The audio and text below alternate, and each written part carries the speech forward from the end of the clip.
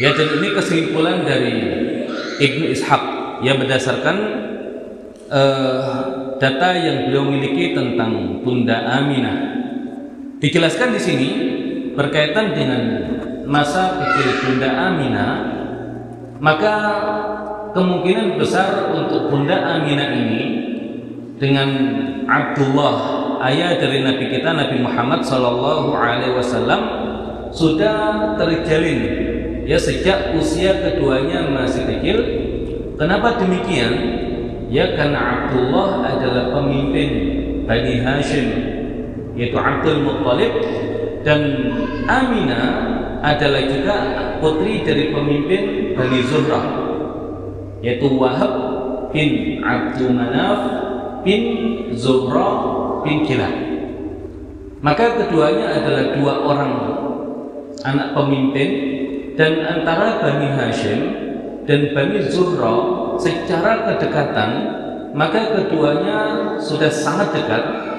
Ya, bahkan sebelum diutusnya Nabi kita Nabi Muhammad SAW, jauh sebelum itu antara keduanya sudah terjalin hubungan yang sangat erat. Nah, maka ketika ada permasalahan yang terjadi di Mekah, maka biasa Abdul Muttalib sebagai pemimpin Mekah itu berkoordinasi dengan pemimpin dari keluarga-keluarga yang lain, yang dalam hal ini juga khususnya Bani Zuhrah. Maka sering terjadi pertemuan ya di antara Abdul Muttalib dengan Wahab, ayah dari Bunda Aminah. Maka sebagaimana ketika orang tua mereka itu berkumpul di sekitar Ka'bah untuk bermusyawarah, maka anak-anak mereka juga ya biasa diajak untuk kemudian hadir, walaupun nanti untuk anak-anak ada tempat tersendiri yang mereka itu kemudian bisa berinteraksi antara satu dengan yang lain. Nah, sehingga sejak masa kecil itu sudah terjalin hubungan ya, walaupun lagi-lagi di dunia anak-anak antara Aminah dengan Abdullah, yang secara ikatan dalam bahasa Arab disebutnya dengan Ibnul Am, ya anak dari paman, ya anak dari paman. Karena kalau secara nasab kita tarik ke atas, kalau Abdullah itu adalah keturunan dari Qusay bin Kilab, kalau untuk Aminah itu adalah Zuhrah bin Kilab. Nah, berarti Qusay ini saudaranya Zuhrah bin Kilab. Dan Qusay bin Kilab inilah yang merebut kembali kekuasaan Mekah ya di tangan orang-orang Quraisy yang sebelumnya dikuasai oleh orang-orang Khuza'ah. Ya, oleh orang-orang Khuza'ah. Maka kalau dirunut untuk nasabnya Abdullah bin Abdul Muttalib bin Hashim bin Abdi Manaf bin Qusay bin Kilab. Kalau kemudian Aminah bintu Wahab bin Abdi Manaf bin Zuhrah bin Kilab. Nah, ini kedekatan antara keduanya sejak masa kecil dan bahkan di usia muda. Sampai ketika nantinya Aminah itu sudah beranjak dewasa, maka sudah mulai dipisahkan pergaulan antara laki-laki dengan perempuan, sehingga sejak saat itu sudah terputus hubungan ya antara Aminah dan Abdullah secara khusus, dan para wanita serta laki-laki secara umum ya di kalangan masyarakat Quraisy ketika itu. Nah, ketika Aminah sudah beranjak semakin dewasa, maka dia menjadi wanita yang tadi dikatakan paling mulia. Maka Aminah saat itu menjadi idaman di kalangan para pemuda ya, dan tidak sedikit para pemuda yang mengajukan lamaran untuk bisa menjadikan Aminah sebagai istri mereka. Ya, namun lamaran-lamaran itu ya belum menjadikan Aminah tergerak untuk menerima tawaran yang masuk kepada dirinya. Nah, itu secara umum pembahasan tentang biografi Bunda Aminah di masa kecil dan di masa mudanya. Kemudian masuk ke pembahasan tentang Abdullah, ayah dari Nabi kita Nabi Muhammad SAW, di mana dalam Sahih Muslim dijelaskan tentang keistimewaan nasab Nabi Muhammad SAW. Nabi SAW bersabda, Inna Allah astafa Kinanah min waladi Ismail. Sesungguhnya Allah Subhanahu wa Ta'ala memilih Kinanah di antara anak Ismail, wastafa Quraisyan min Kinanah, dan memilih Quraisy di antara anak-anak Kinanah, wastafa min Quraisy Bani Hashim, dan memilih dari Quraisy adalah Bani Hashim, wastafani min Bani Hashim. Ya, kata Nabi, dan Allah Subhanahu wa Ta'ala memilihku di antara Bani Hashim. Maka Nabi Muhammad SAW adalah saringan dari keluarga-keluarga yang mulia. Maka kemuliaan itu berkumpul pada dirinya, yaitu pada diri Nabi Muhammad SAW. Dan ini pula yang nanti bahkan diakui oleh musuh beliau, oleh Abu Sufyan ketika ditanya oleh Heraklius tentang nasab Nabi Muhammad SAW, dan dikatakan dengan jujur oleh Abu Sufyan bahwasanya Nabi Muhammad SAW adalah seorang yang paling mulia nasabnya, dan itu adalah pengakuan dari musuh. Ya, Nabi Muhammad SAW ketika itu, dan jelas pengakuan musuh adalah sebuah kebenaran, karena musuh mustahil memuji musuhnya. Kalau musuh sampai memuji musuhnya, nah maka betapa luar biasa musuh tersebut. Nah, berkaitan dengan Abdullah ini, ya secara nasab ya kita tahu Abdul Muttalib, di mana Abdul Muttalib nama aslinya adalah Syaibatul Hamad, dan dinamakan Syaibah karena ketika ayahnya ini lahir, maka lahir dalam keadaan sudah ada ubannya. Ya, sudah ada ubannya sehingga dinamakan Syaibah. Dan untuk anak dari Hashim itu sebetulnya bukan hanya Abdul Muttalib, tapi untuk Abdul Muttalib ini punya karakter yang memang berbeda. Jadi sejak awal itu aura kepemimpinannya itu sudah sangat kuat. Makanya ketika nanti Hashim menikah dengan ibunda dari Abdul Muttalib dan akhirnya Hashim meninggal, maka saudara Hashim yaitu Muttalib tahu kalau saudaranya punya anak di Yathrib, maka dia datang ke Yathrib. Dan ketika melihat keponakannya itu sedang bermain dengan anak-anak Yathrib yang lain, maka sudah kelihatan secara tampilan mana anak dari saudaranya tersebut. Ya, karena secara aura sudah berbeda bahkan sejak masih kecil. Maka untuk Muttalib meminta izin kepada sang bunda agar putranya diizinkan untuk dibawa ke Mekah, karena di Mekah itulah kebesaran orang tuanya.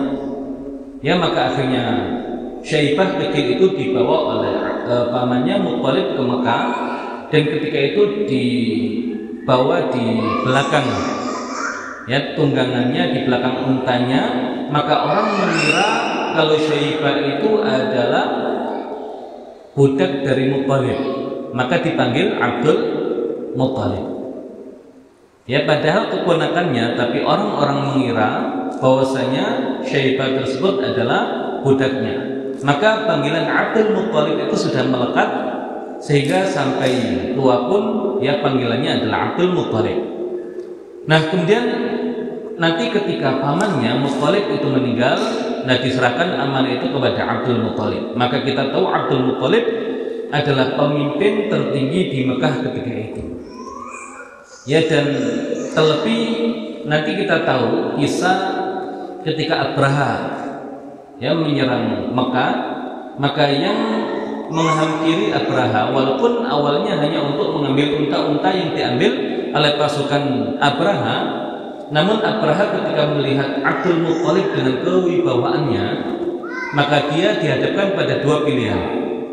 Ya, apakah Abdul Muttalib yang duduk di samping dia di atas singgasana, atau dia yang turun dari singgasananya untuk duduk setara dengan Abdul Muttalib, karena dia tidak bisa duduk di singgasana kemudian Abdul Muttalib di bawah.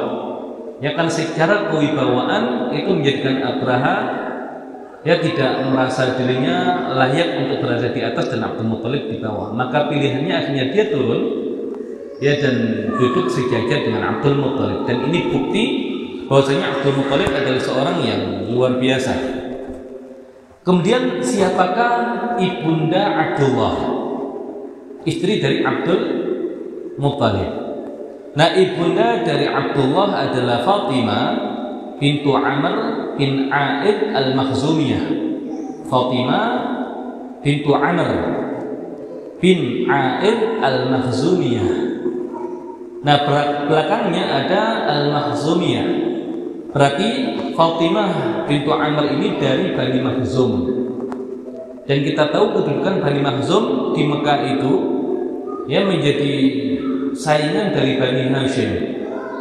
Ya, jadi dua klan yang selalu bersaing adalah Bani Hashim dan Bani Makhzum. Nah, Abdul Muttalib dari Bani Hashim, istrinya Fatimah bintu Amr dari Bani Makhzum. Dan dari Fatimah bintu Amr inilah nanti Abdul Muttalib dikaruniai beberapa orang anak. Yang pertama adalah Abu Thalib. Nah, berarti nanti Abu Thalib ini saudara kandungnya Abdullah karena berasal dari ibu yang sama. Ya, jadi anak dari Fatimah bintu Amr adalah Abu Thalib. Kemudian Az-Zubair, ya Az-Zubair bin Abdul Muttalib. Kemudian Abdullah, ya Abdullah berarti 3 orang anak laki-laki. Kemudian yang perempuan adalah Ummu Hakim Al-Baydha, dikatakan tau'amatu Abdillah. Jadi anak dari Abdul Muttalib dan Fatimah bintu Amr ada yang bernama Ummu Hakim Al-Baydha, tau'amatu Abdillah, saudara kembarnya Abdullah. Nah, berarti Abdullah itu ketika dilahirkan tidak sendiri, berarti dilahirkan kembar. Ya, walaupun kembarnya satu laki-laki satu perempuan.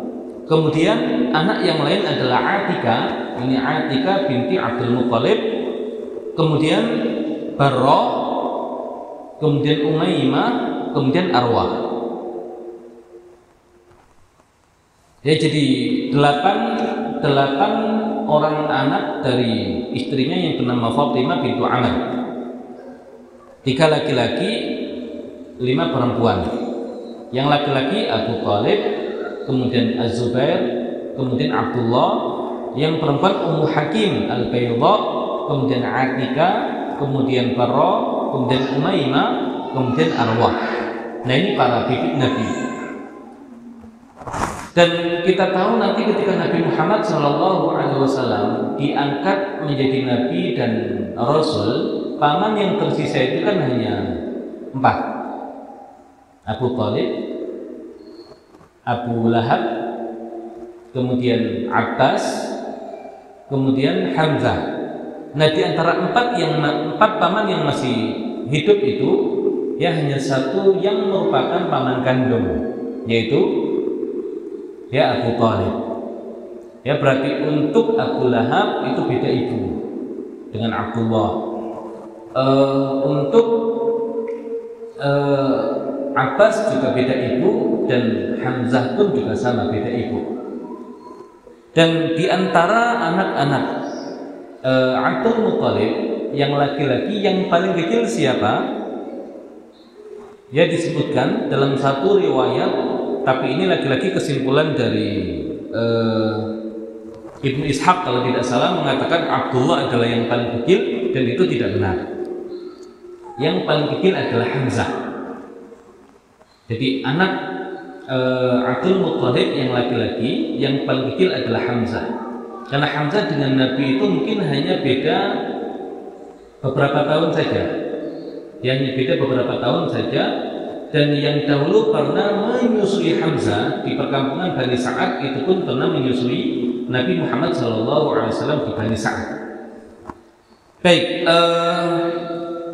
ini biografi secara umum tadi.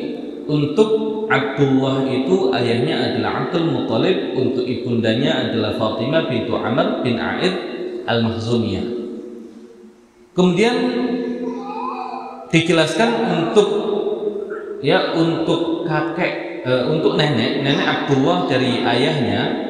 Nah ini berarti ibunda dari Abdul Muttalib, namanya Salma bintu Amr An-Najjariyah dari Bani Najjar. Jadi ini wanita yang dinikahi oleh Abdul Muttalib di Yathrib, yaitu Salma bintu Amr An-Najjariyah. Dan saking mulianya Salma ini, maka ketika ada laki-laki yang ingin menikahinya, maka laki-laki tersebut di awal itu langsung menyerahkan urusan pernikahan kepada Salma. Dalam artian laki-laki itu tidak berhak untuk menyerahkan Salma. Tapi kalau Salma mau menyerahkan, cerai. Yaitu saking mulianya Salma bintu Amr. Dan yang berhasil menikahi Salma ini adalah Hashim yang nanti melahirkan Abdul Muttalib. Jadi ayahnya begitu, ibunya begitu, lahirnya luar biasa. Nah makanya sulit untuk menghadirkan generasi yang luar biasa kalau orang tuanya juga bukan orang tua yang luar biasa. Cuma kan kita nggak tahu, untungnya di kita itu nasab nggak jelas sampai tahunya kan sampai ke kakek kan. Siapa tahu kita itu kalau ditarik ke atas tuh masih punya keturunan Sunan siapa kan gitu, siapa tahu kan. Nah sehingga ketika di kita nasab itu tidak jelas, ada sisi negatifnya tapi ada sisi positifnya. Sehingga kita itu berhak untuk merasa jangan-jangan diri saya ini adalah keturunan bangsawan di masa lalu. Nah sehingga kalau saya bangsawan, maka secara kemuliaan berarti punya potensi menjadi orang yang luar biasa. Nah gitu. Kalau saya luar biasa, nanti punya anak juga luar biasa. Tapi kalau tidak ketemu ke atasnya, minimal kita ini sampai ke Nabi Nuh alaihissalam. Ditarik ke atas lagi adalah anak keturunan Nabi Adam alaihissalam. Jadi semua di antara kita itu punya potensi kemuliaan karena nasabnya tersambung kepada Nabi Nuh, nasabnya tersambung kepada Nabi Adam. Apakah tersambung kepada Nabi Ibrahim? Belum tentu, kayaknya enggak, kayaknya Tapi kalau Nabi Nuh karena semua anak keturunan manusia hari ini adalah anak keturunan Nabi Nuh. Tapi kan tidak semua di kapal Nabi Nuh itu adalah anak-anak dari Nabi Nuh. Ada orang yang lain juga. Tapi Allah jadikan yang sanggup berketurunan dan bertahan hanya keturunan dari putra-putranya Nabi Nuh alaihissalam. Wa ja'alna dzurriyyatahu humul baqin. Dan kami jadikan keturunan Nuh itu yang mampu untuk bertahan. Baik, kemudian berkaitan dengan Abdullah, maka nama Abdullah mulai menjadi perbincangan manakala Abdul Muttalib itu ingin menjalankan dan menunaikan nadarnya. Nah di situ mulai nama Abdullah semakin bersinar. Sebelumnya untuk Abdullah itu sudah terkenal. Dalam artian dia menjadi anak kesayangan dari Abdul Muttalib. Dan tidak mungkin menjadi anak kesayangan kalau tidak punya keistimewaan. Dan lebih istimewa lagi adalah kisah tentang rencana penyembelihan Abdullah itu tersebar ke seantero penjuru Mekah dan bahkan Jazirah Arab. Dan di situ nama Abdullah semakin mulai dikenal. Nah berkaitan dengan kisah nazar dari Abdul Muttalib untuk menyembelih dan mengorbankan satu di antara putranya, seandainya jumlah putranya adalah 10. Dikisahkan ketika dahulu Bani Yasuk Jurhum yang mereka menguasai Mekah, kemudian dikalahkan oleh Khuza'ah ya oleh suku Khuza'ah, maka sebelum suku Junhum keluar, apa yang mereka lakukan? Mereka menimbun ya sumber Zam-Zam.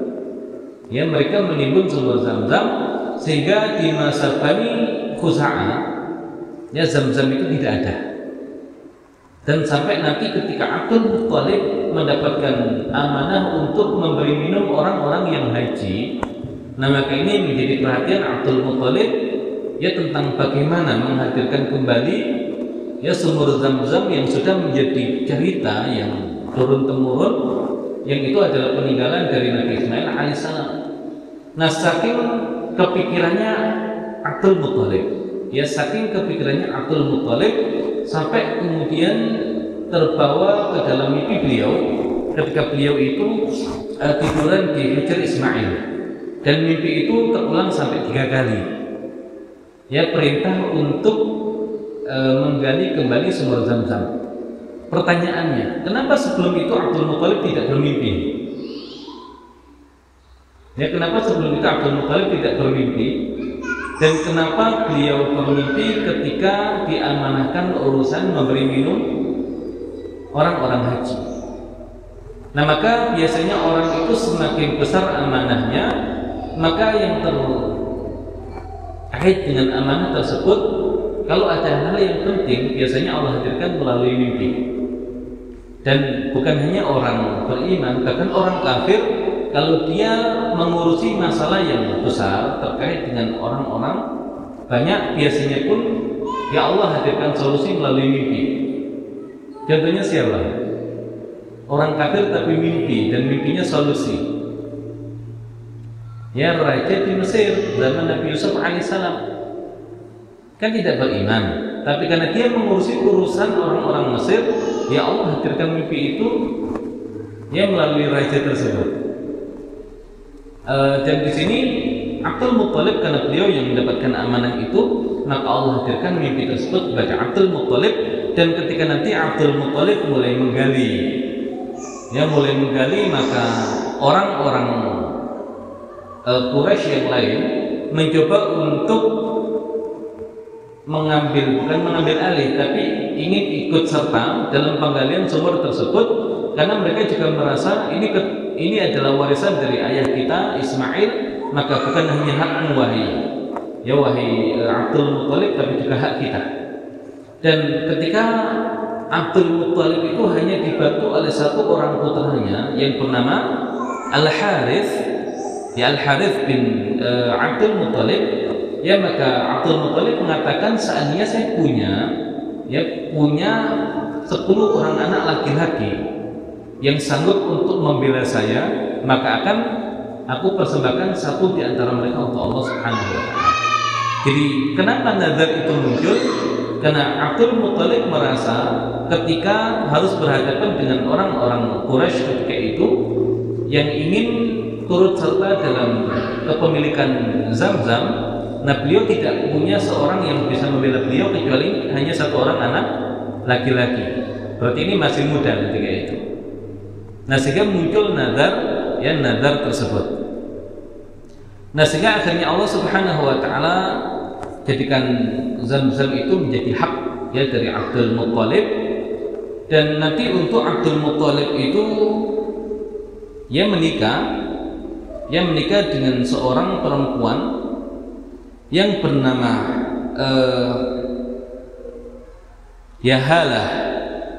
Yahalah bintu Wahab. Saya nggak tahu apakah Hala ini adalah saudarinya Aminah.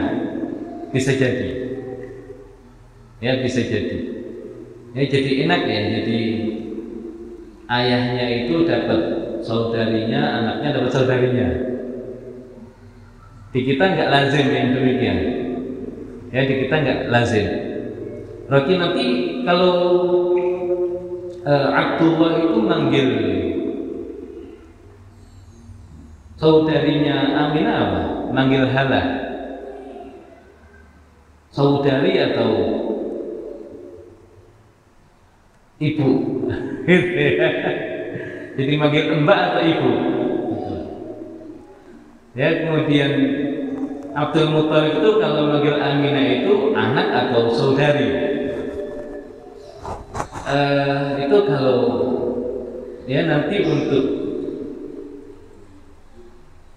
ya Abdul Muthalib itu kan kalau untuk Nabi Muhammad ya berarti cucu kan. Di samping cucu itu juga bisa dibahasakan ya tadi cucuku adalah keponakan istriku gitu ya. Ya cucuku adalah keponakan istriku.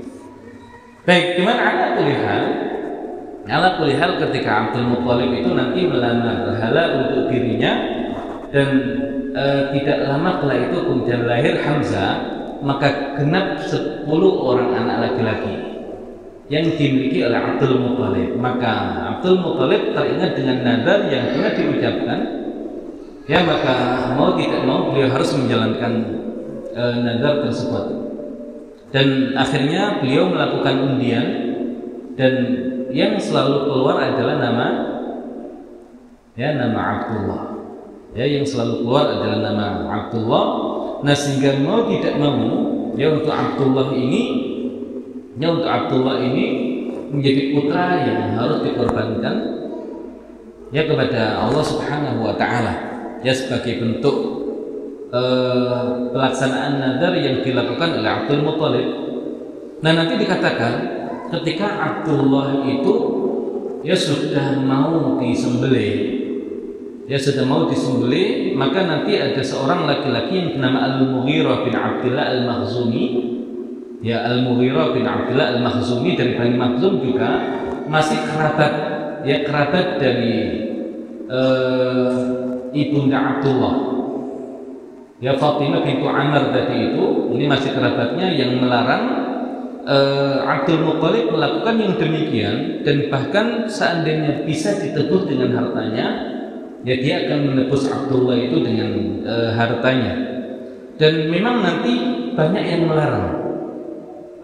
melarang Abdul Muthalib itu menjalankan nazarnya. Pertanyaannya, kenapa orang-orang Mekah ketika itu cenderung melarang Abdul Muthalib untuk menjalankan nazarnya? Ya kan Abdul Muthalib itu pemimpin, dan pemimpin itu kalau sudah membuat satu tradisi, maka itu akan menjadi tradisi untuk masyarakat yang lain. Berarti kalau Abdul Muthalib itu menyembelih satu putranya ketika punya 10 orang anak laki-laki, maka kalau nanti ada orang yang punya 10 orang anak laki-laki, maka salah satu di antaranya harus disembelih. Nah, ini yang sebagian menjadikan orang-orang Mekah juga melarang Abdul Muthalib untuk melakukan yang demikian. Terus bagaimana solusinya? Ya, diceritakan ya agar Abdul Muthalib itu mendatangi seorang ya dukun dalam tanda kutip untuk yang mencari solusi berkaitan dengan Abdullah ini. Nah, sehingga ketika datang ke seorang wanita yang ada di daerah Khaybar, yang wanita ini punya tabi' jin pengikut. Ya, nanti tunggu dulu solusinya seperti apa. Ya, cuman ujungnya adalah ketika ditanya berapa sih diat yang berlaku di tengah-tengah kalian. Jadi diat itu kalau terjadi pembunuhan dan keluarga yang terbunuh itu tidak minta kisos tapi minta diat, berapa diatnya? Ya 10 ekor unta. Nah, maka kata wanita itu sudah undi Abdullah itu dengan 10 ya ekor unta. Kalau yang keluar adalah 10 ekor unta, selesai. Kalau yang keluar adalah nama Abdullah, tambah 10 lagi. Dan sampai kemudian kita tahu jumlah keseluruhan yang dikeluarkan oleh Abdul Muthalib sebagai undian adalah 100 ekor unta. Dan inilah yang oleh Nabi kita Nabi Muhammad SAW dijadikan acuan untuk dia di dalam Islam. Ya, 100 ekor unta. Ya kalau terbunuh ya, kalau yang dipotong cuma satu jarinya, ada diatnya enggak? Satu jari harganya berapa? Itu nanti di fikih itu babnya fiqhul jinayat, fikih pidana. Ya, jadi kalau seseorang itu merusak anggota tubuh orang lain, yaitu nanti ada diatnya. Kalau nggak salah ya, satu jari itu 10 ekor unta. Jadi kaya loh kita sebetulnya itu.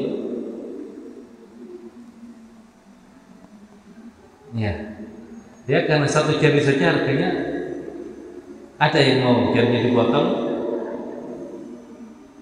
kan lumayan dapat 10 ekor unta kan? Ya, nah cuman itu babnya bab diat, ya babnya bab diat. Nah hingga akhirnya kita tahu kemudian Abdullah itu ya selamat dari penyembelihan, ya karena nazar yang dilakukan oleh Abdul Muthalib ya tadi berhenti sampai di diat yang harus dibayarkan yaitu 100 ekor unta. Dan kira-kira 100 ekor unta itu banyak atau sedikit? Untuk sekelas Abdul Muthalib banyak nggak? Abdul Muthalib itu pemimpin loh. 100 ekor unta banyak nggak?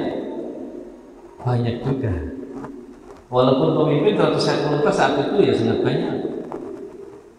Ya maka nanti kisah ketika 200 ekor unta Abdul Muthalib diambil oleh pasukan Abraha, itu kan diambil balik oleh Abdul Muthalib. Nah 200 ekor unta kan lumayan. Nah berarti 100 ekor unta itu sangat mahal gitu. Dan bayangkan kalau Utsman itu bisa menyiapkan perbekalan untuk berperang itu sampai ratusan ekor unta, nah itu sekaya apa Utsman kalau 100 ekor unta saja sudah semahal itu, tapi Utsman sanggup menyiapkan ya ratusan ekor unta plus perbekalannya untuk pasukan jihad. Nah itu sangat kaya raya untuk Utsman. Baik, jadi kemudian akhirnya Abdullah ya selamat dari penyembelihan itu, dan Nabi kita Nabi Muhammad SAW mengatakan, anak ibnu Adzabihain, aku adalah anak dari 2 orang yang mau disembelih. Yang pertama adalah Ismail dan yang kedua adalah Abdullah. Yang keduanya sama-sama mau disembelih oleh orang tuanya. Ya disembelih bukan karena nakal, bukan. Ya tapi karena saking cintanya dan sebagai bentuk ya pengorbanan kepada Allah Subhanahu wa taala. Nah, cuman di sini dikisahkan ya jadi Abdullah itu menjadi seorang pemuda yang banyak dibicarakan oleh para wanita Quraisy ketika itu. Maka kisah penyembelihan Abdullah itu juga menjadi perbincangan hangat di kalangan para wanita, para gadis. Ya bayangkan ya, ini laki-laki yang diidam-idamkan untuk bisa dijadikan suami kok mau disembelih, sayang banget kan? Ya cuma nggak tahu kalau saat itu sudah ada status di medsos itu gimana para wanita itu membahasakan ya yang demikian. Intinya ini kisah viral ketika itu.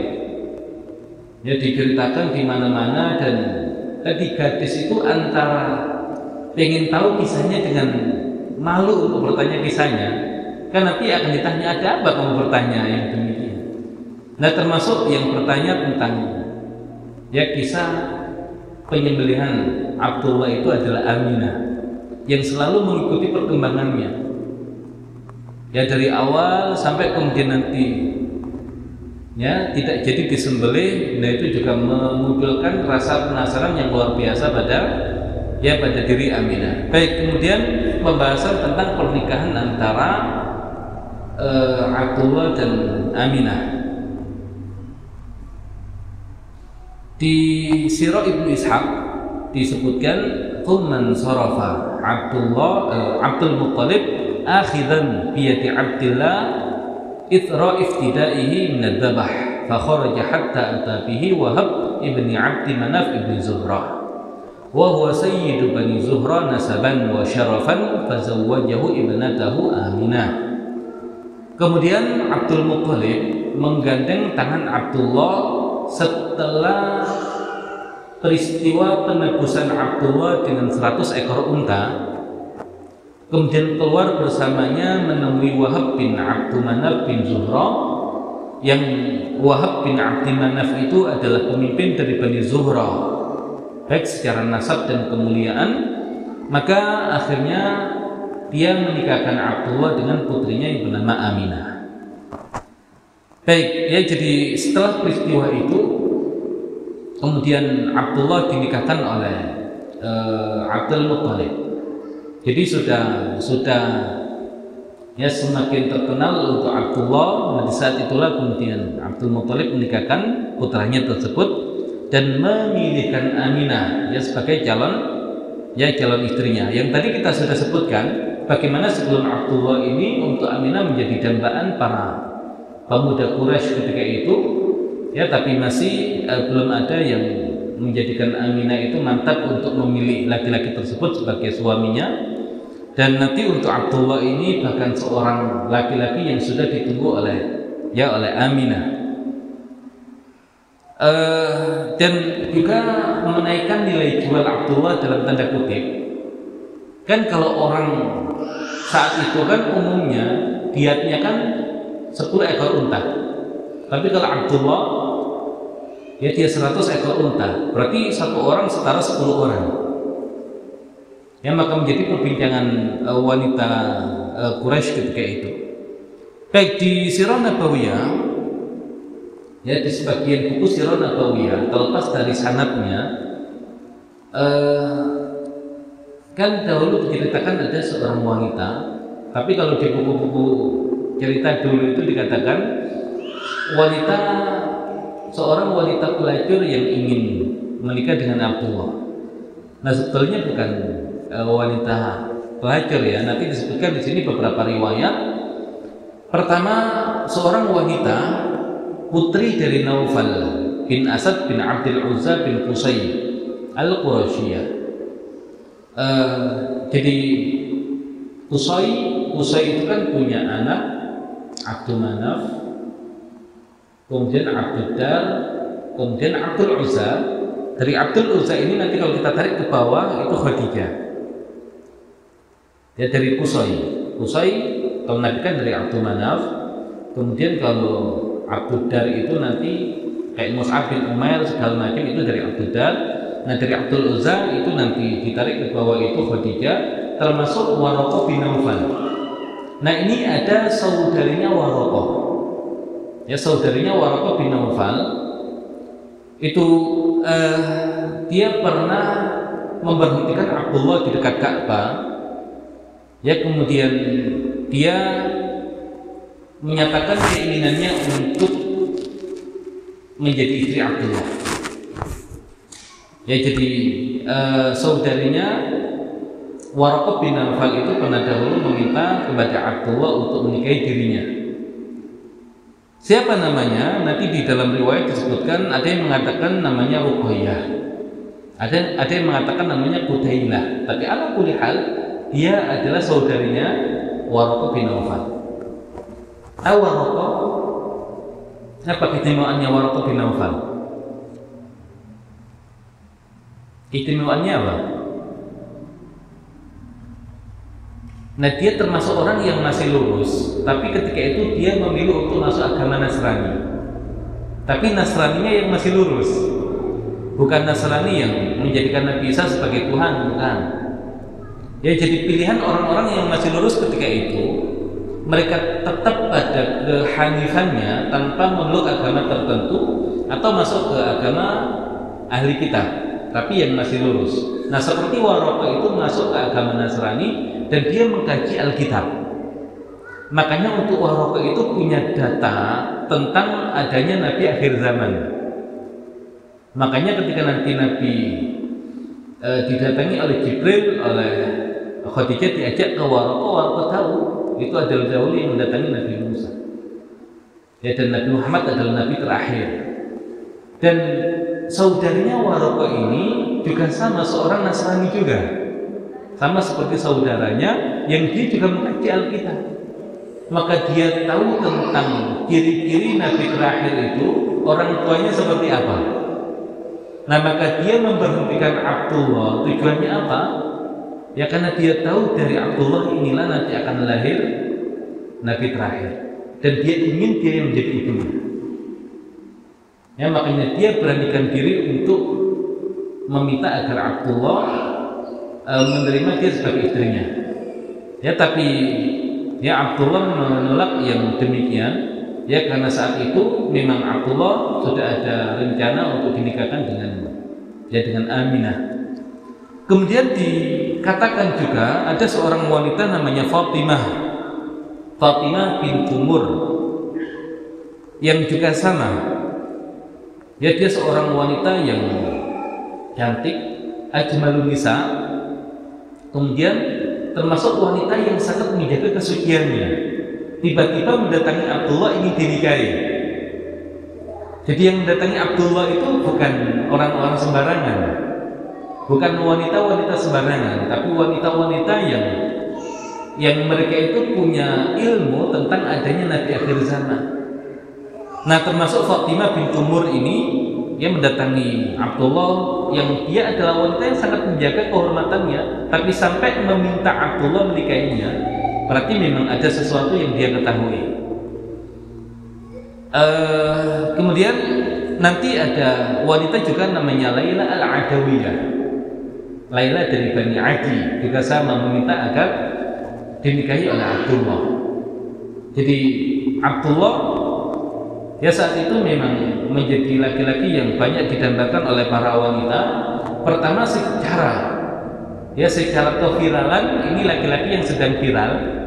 Ini wanita yang hanya ngikuti tren ya. Kan ada model wanita begitu. Tapi ada wanita yang melihat ini Abdullah beda. Ya, justru peristiwa itu menunjukkan kalau Abdullah itu menjadi ayah dari Nabi terakhir. Jadi bukan masalah viralnya. Ya, bukan masalah viralnya.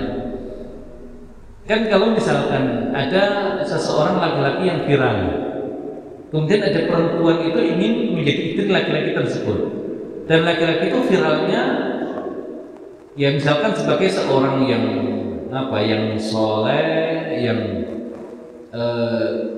dia ahli di berbagai bidang ilmu, ya baik ilmu syar'i atau ya ilmu-ilmu umum pada umumnya, sehingga akhirnya menjadikan para wanita ingin dinikahi oleh laki-laki tersebut. Nah, berarti kemungkinan ada dua.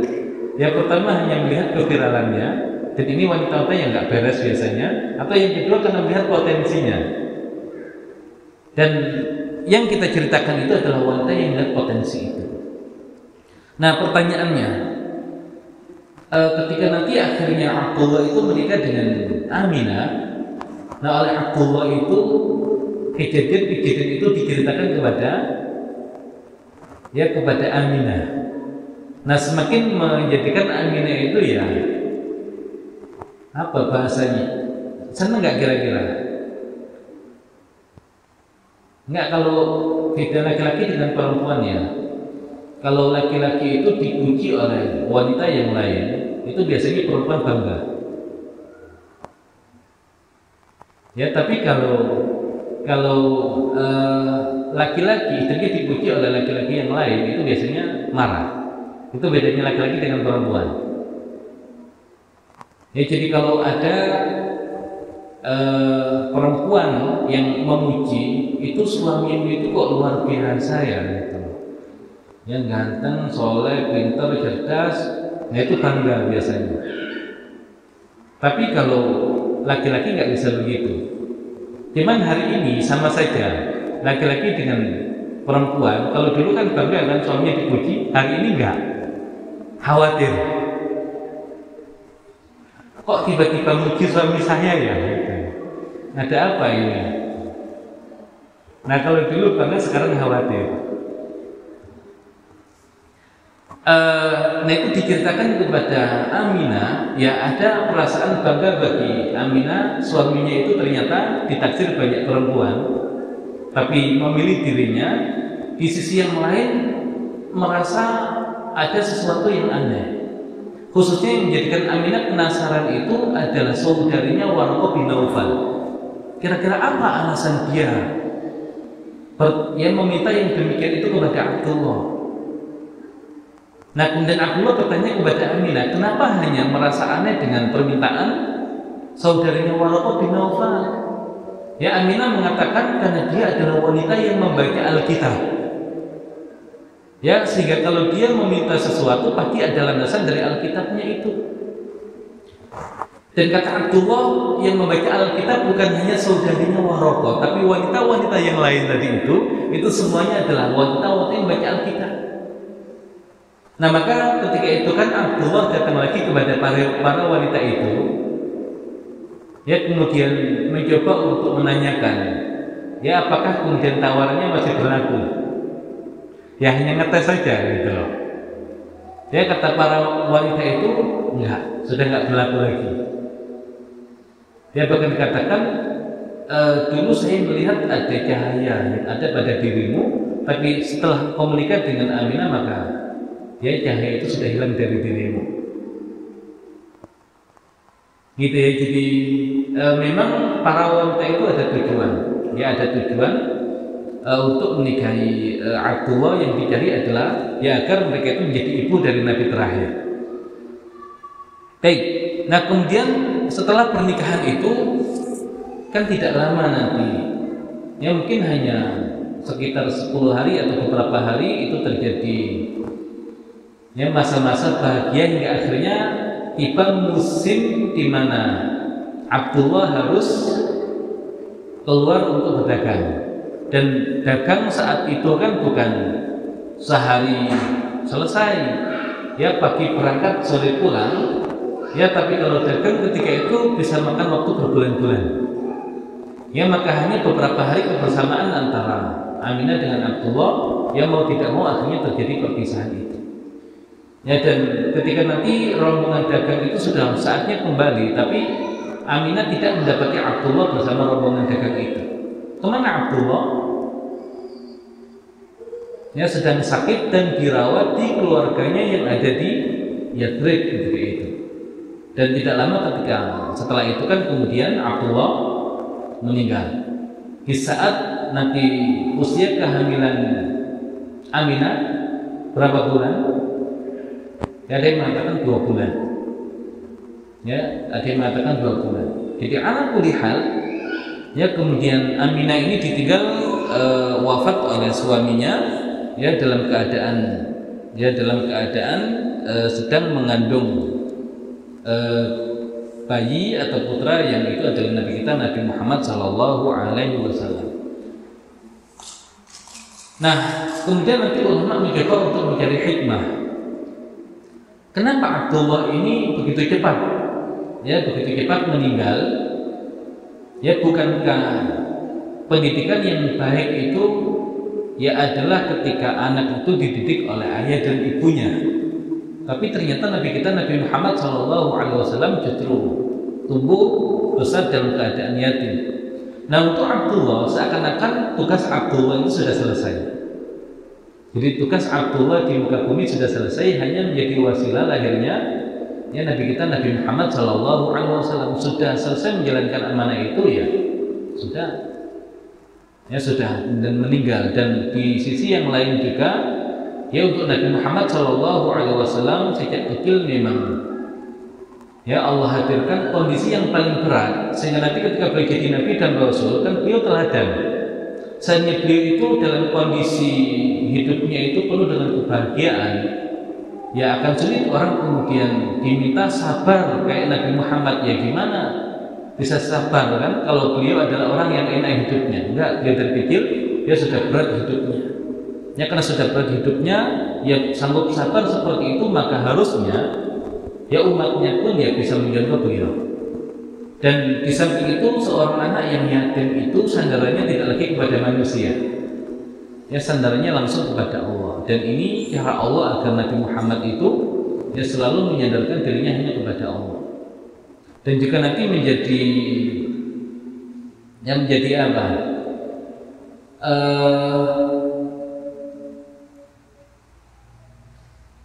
Dia jadi di samping menjadi anak tersebut hanya menyadarkan diri kepada Allah, yang menyadarkan diri kepada Allah, dia juga menjadikan anak ini itu tidak ya sekedar memperjuangkan warisan atau kedudukan dari orang tuanya. Makanya kan nanti Nabi Muhammad SAW ditanya ya tentang jadi ditanya tentang Nabi Muhammad, Ya, apakah beliau adalah seorang anak raja? Tidak, bahkan seorang yang yatim. Lah kalau beliau bukan anak raja, mustahil. Ya, dakwah yang beliau hadirkan itu ya adalah untuk mengambil kembali kekuasaan yang ditinggalkan oleh ayahnya. Ya enggak, karena beliau adalah seorang yang yatim. Dan juga ya beliau seorang nabi yang enggak mungkin kemudian yatim. Siapa yang ngajar beliau? Kalau ayahnya masih hidup, bisa jadi itu diajari ayahnya, disiapkan ayahnya untuk. Dan juga menjadi dalil juga kalau Nabi Muhammad itu untuk keluarganya itu biasanya meninggal di usia muda. Ayahnya meninggal di usia muda, ibunya meninggal di usia muda. Mungkin nggak seorang yang punya pengalaman seperti itu, seandainya punya kecerdasan yang luar biasa, tidak dimunculkan sejak awal, tapi nunggu usia 40 tahun baru dimunculkan kecerdasannya. Dan itu juga menjadi bantahan. Jadi dibalik kemudian wafatnya Abdullah ini, ya banyak menjadi pelajaran, ya khususnya nanti berkaitan dengan syiar dan dakwah yang diperjuangkan oleh putranya itu Nabi kita Nabi Muhammad SAW. Jadi Abdullah ini masuk surga atau tidak? Ya, Abdullah ini masuk surga atau tidak? Dan di satu hadits dikatakan ketika ada seorang laki-laki yang bertanya kepada Nabi di mana ayahnya, maka Nabi mengatakan di neraka. Ya, sehingga orang itu kemudian merasa ya agak tidak senang, dia akan mengetahui ayahnya di neraka, maka dia keluar dan Nabi pun mengatakan ya ayahku juga di neraka, kata Nabi. Nah, hanya ulama mengatakan ayah yang dimaksud oleh Nabi bukan Abdullah, tapi Abu Thalib. Karena kata abi itu beda dengan walidi. Kalau walid ayah biologis, kalau ab itu ayah yang merawat, yang mengasuh. Nah, sama seperti Azar itu tidak pernah disebut sebagai walidnya Nabi Ibrahim. Azar itu hanya disebut abnya Nabi Ibrahim. Maka kemungkinan besar ya Azar itu juga pamannya. Jadi Azar itu paman yang merawat Nabi Ibrahim. Kemudian Abu Thalib itu adalah paman yang merawat Nabi Ibrahim. Nabi Ibrahim pernah berjanji untuk memohonkan ampun bagi Azar. Allah tegur di surat At-Taubah. Nabi Muhammad SAW pernah mencoba untuk memohonkan ampun buat Abu Thalib. Seandainya nggak dilarang, itu pun Allah tegur di surat At-Taubah. Dan Allah sandingkan dua teguran itu. Berarti kan harus ada kemiripan. Nah, ala kulli hal, berarti kalau kita kembali ke ya pendapat jumhur ulama, ya untuk Abdullah, dia beriman. Ya walaupun sebelum ada Islam, berarti masuknya di masa fatrah, masa tidak ada Nabi. Nah, berarti untuk masa fatrah itu kategori orang beriman seperti apa di masa fatrah? Ya, selama dia tidak memeluk agama yang lain dan tidak pernah berbuat kesyirikan, maka dia beriman. Karena kullu mauludin yuladu 'alal fitrah. Setiap anak yang lahir itu dilahirkan dalam keadaan fitrah. Fa abawahu yuhawidanihi aw yunassiranihi aw yumajjisani. Ya, maka dua orang ibu bapaknya lah yang menjadikan dia Yahudi, Nasrani atau Majusi. Selama tidak bergeser ke agama yang lain, ya maka dia beriman. Ya, maka dia beriman. Termasuk kalau kita kaji surat Al-Kafirun. Ya, surat Al-Kafirun di situ antara fi'il madhi dan fi'il mudhari'nya. Jadi seolah-olah disamakan apa yang dahulu disembah oleh Nabi Muhammad SAW yang sekarang disembah oleh Nabi Muhammad SAW. Dulu Nabi tidak tahu bagaimana cara beribadah kepada Allah. Tahunya hanya ketika sudah diangkat menjadi Nabi dan Rasul. Tapi Allah samakan. Ya, Allah samakan. Kalau hari ini ada seorang manusia yang tinggal di pedalaman di tengah hutan, tidak berinteraksi dengan orang yang lain, tapi tidak pernah berbuat syirik, ya tidak pernah berbuat syirik, ya tidak tahu agama, kira-kira statusnya apa? Ya sama seperti orang di ahli fatrah tadi itu, di masa fatrah menjadi ahli fatrah. Baik, itu secara umum di awal. berkaitan tentang biografi Aminah dan Abdullah dan pernikahan antara keduanya. Adapun nanti kelahiran Nabi kita Nabi Muhammad SAW ya kita lanjutkan di pertemuan yang berikutnya. Baik, silakan Ummahat, ada yang mau didiskusikan sebelum kita tutup? Dipersilakan.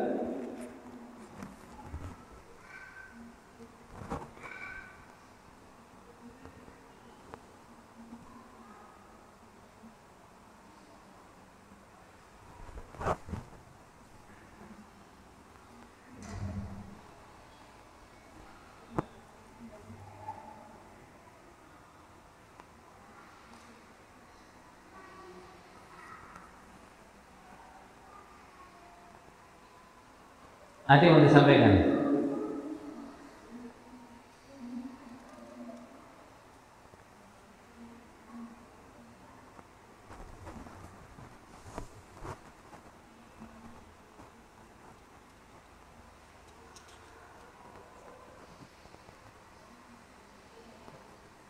Nggak ada?